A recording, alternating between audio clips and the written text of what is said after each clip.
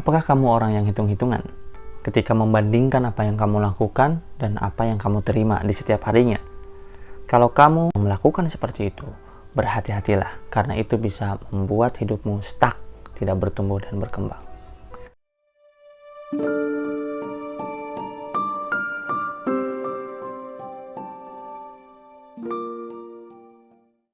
Assalamualaikum warahmatullahi wabarakatuh.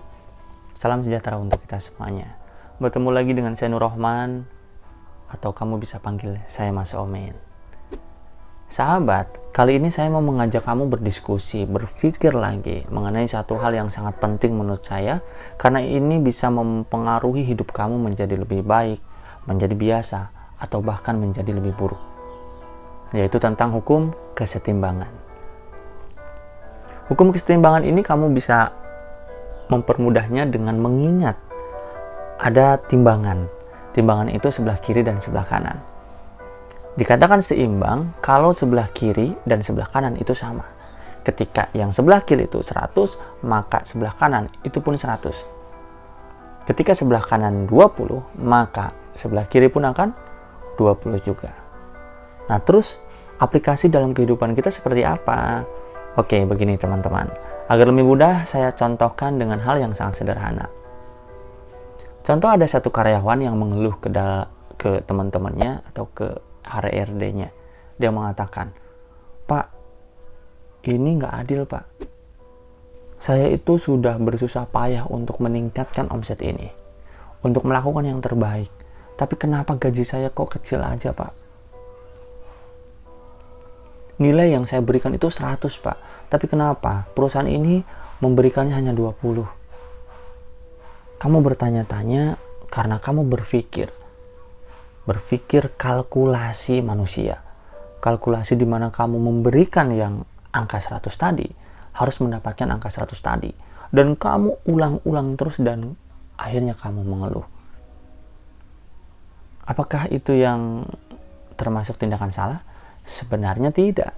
Kalau kamu berpikir untuk menjadikan evaluasi di dalam diri kamu, kemudian kamu memberikan informasi itu kepada perusahaan untuk menjadi sebuah masukan, it's okay, nggak masalah. Tapi yang menjadi masalah ketika kamu berkata ini kepada semua orang yang kamu temui. Itulah menjadi sebuah keluhan. Kenapa? Yang seharusnya kamu lakukan bukan hal demikian. Kalau kamu sudah memahami, menyadari bahwa ada namanya hukum kesetimbangan, ketika kamu benar-benar melakukan yang terbaik, nilainya adalah 100, percayalah bahwa kamu pun akan mendapatkan 100. Kalau memang kamu itu baru mendapatkan angka 20 nilainya di dalam satu perusahaan itu, percayalah dan yakinlah akan ada 80 lagi yang masih piutang, yang merupakan tabungan untuk kamu.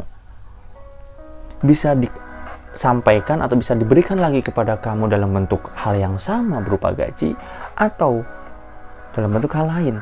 Mungkin kamu tidak cepat sakit, mungkin kamu keluarganya harmonis, mungkin anak-anak kamu itu benar-benar soleh, berbakti sama orang tua. Karena kamu mendapatkan 20 dari perusahaan, kamu tetap ikhlas, kamu terus melakukan yang terbaik, dan 80 itu tetap diberikan kepada kamu. Yang akan berbeda ketika kamu sudah mengeluh, ketika kamu sudah mengatakan itu, ketika kamu benar-benar selalu mengkalkulasikan, terus menerus kamu melakukan pekerjaan, tapi kamu kalkulasi lagi, kira-kira gue ngelakuin seperti ini dapat nggak ya yang terbaik juga? Terus memperlakukan pikiran kamu itu untuk memperbandingkan antara apa yang kamu lakukan dengan apa yang kamu terima.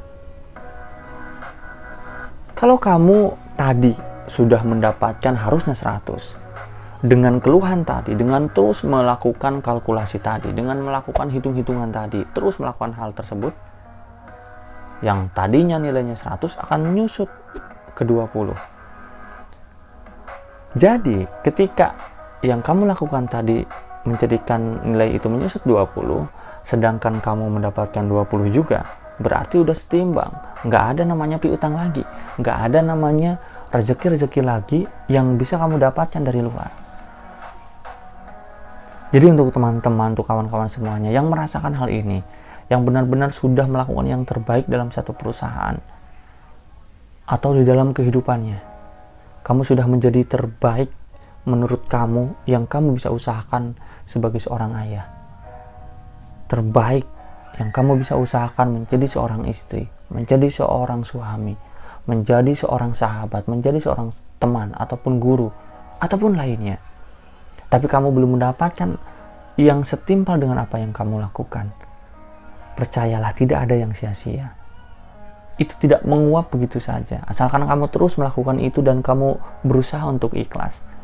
Percayalah dan yakinlah, kamu pun akan mendapatkan seperti apa yang kamu lakukan. Bisa jadi dalam bentuk yang sama ataupun yang berbeda. Yang berbahaya adalah ketika kita sebaliknya.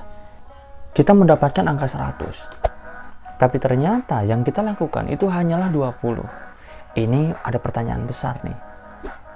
Pertanyaan besar. Kalau ternyata kita benar-benar melakukan hal-hal yang baik di alam semesta ini, ya bisa jadi itu adalah keberkahan. Kita melakukan biasa, tapi Allah ridho, kamu akan mendapatkan yang luar biasa. Tapi bahayanya, ketika kita melakukan yang biasa-biasa saja, tanpa ada sentuhan-sentuhan spiritual, sentuhan-sentuhan kebaikan ke alam semesta, dan kita mendapatkan angka 100, berarti kita punya utang 80, yang bisa jadi itu akan berupa malapetaka buat kita.